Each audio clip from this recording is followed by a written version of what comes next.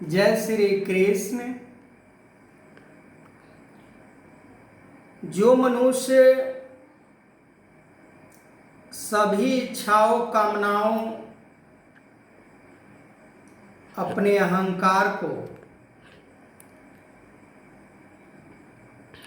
करके रहित हो जाता है वो शांति को प्राप्त हो जाता है।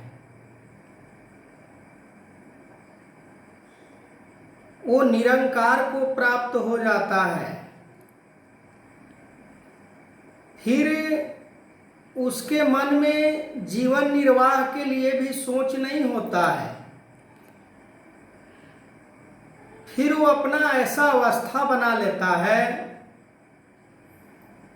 कि किसी चीज का यदि उसके जीवन में अभाव भी हो जाता है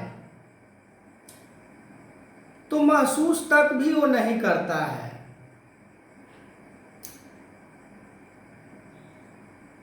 संसार के पदार्थों को, संसार के वस्तु को वो मन के अंदर आने ही नहीं देता। वो मन को संसार से ऐसा मोड़ लेता है जैसे कछुआ अपने सभी इंद्रिया को अपने आप में समाहित करके एक अपने आकार के समान हो जाता है, जैसे उसके अंदर और कोई अंग है ही नहीं। ठीक उसी प्रकार संसार के विषयों से, संसार के कामनाओं से रहित होकर जो प्राणी जीवन जीता है उसके जीवन में अशांति नहीं होती, वो पूर्ण शांति को प्राप्त हो जाता है। ऐसे तो जीवन जीने के लिए हर प्राणी को वस्तु पदार्थ का जरूरत पड़ता है, पर वो ऐसे कामना रहित हो जाता है कि उसके मन में कभी स्वप्न में भी किसी प्रकार की इच्छा उत्पन्न नहीं होता।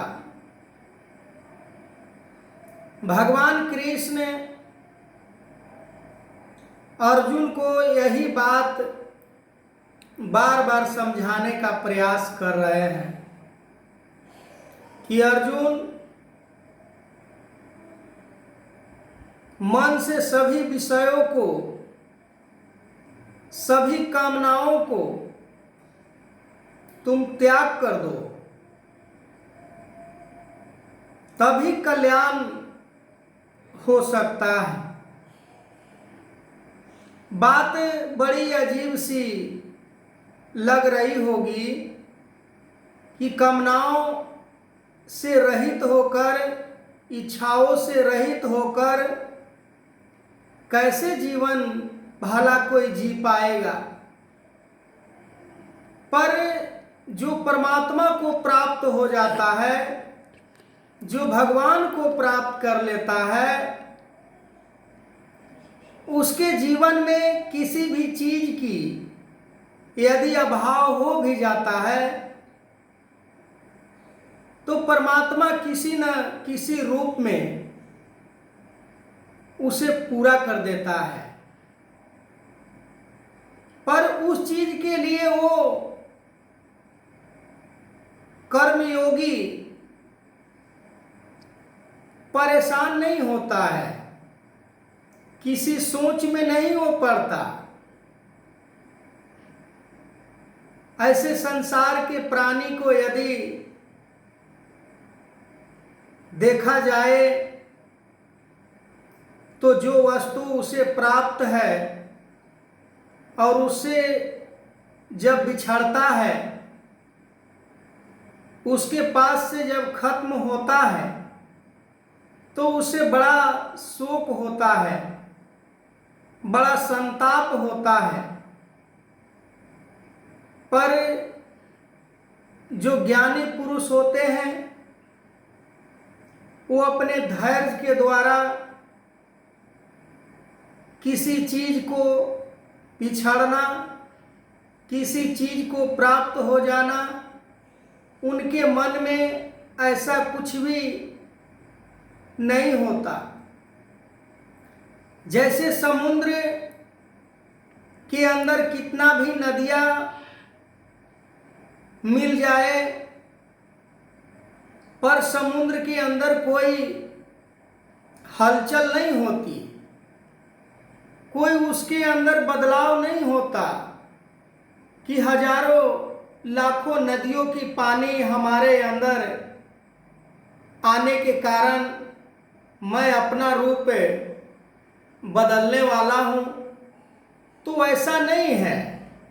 ठीक उसी प्रकार जो सज्जन पुरुष होते हैं, जो ज्ञानी पुरुष होते हैं, जो कामना रहित मनुष्य होते हैं, उनके जीवन में कितना भी सुख आ जाए, कितना भी दुख आ जाए, कितना भी किसी चीज से वो बिछड़ जाए, उनके पास से कितना भी चीज छूट जाए, पर वो शोक नहीं करते, वो किसी प्रकार के मन के अंदर संताप नहीं करते कि ये वस्तु अमुक मेरे फायदे के लिए था, अब मेरा ये वस्तु नहीं रहने के कारण हमारा बहुत सारे नुकसान हो सकता है। तो जो ज्ञानी पुरुष होते हैं उन चीज़ों के बारे में, उन पदार्थों के बारे में भली भांति जान रहे होते हैं कि जो कुछ भी हमें प्राप्त हुआ है संसार से ही प्राप्त हुआ है। यदि हमसे बिछड़ भी रहा है तो हमारा वो वस्तु तो था ही नहीं।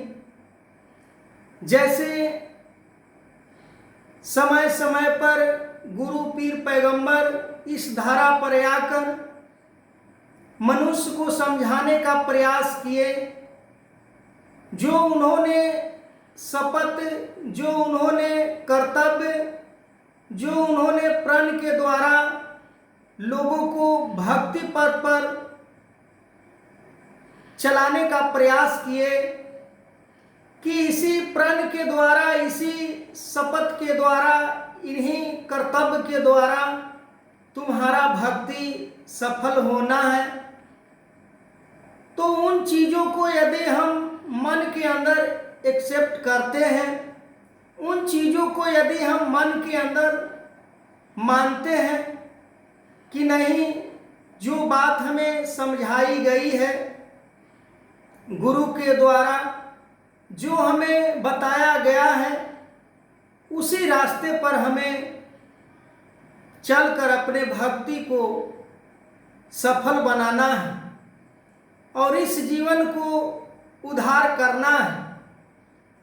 पर आज समाज में, संसार में देखा जाता है कि जो वस्तु उनकी नहीं भी है, जो संसार से उन्हें प्राप्त हुआ है, उन वस्तु को वो इतना मजबूती से पकड़ लेते हैं, चाहे उन वस्तु को न बिछड़ने से, चाहे उन्हें अपयश को भी प्राप्त होना पड़े, समाज में उन्हें निंदा भी सुननी पड़े, फिर भी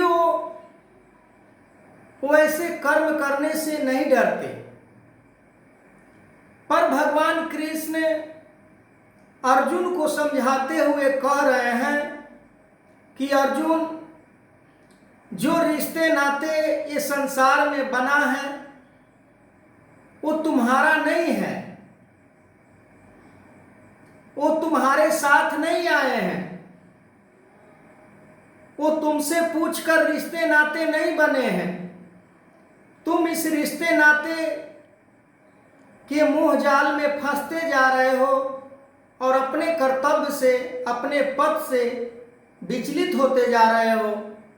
तो आगे मैं इस वीडियो को कंटिन्यू करूंगा और ऐसे मैं वीडियो लेकर आता रहूंगा हर रोज सुबह और शाम।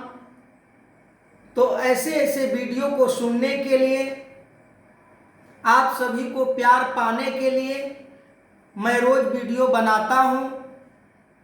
तो इस वीडियो को कमेंट कीजिए, लाइक कीजिए, मेरे चैनल को सब्सक्राइब कीजिए। लाला कुमार पासवान गीता से मेरा चैनल है। जय श्री कृष्ण।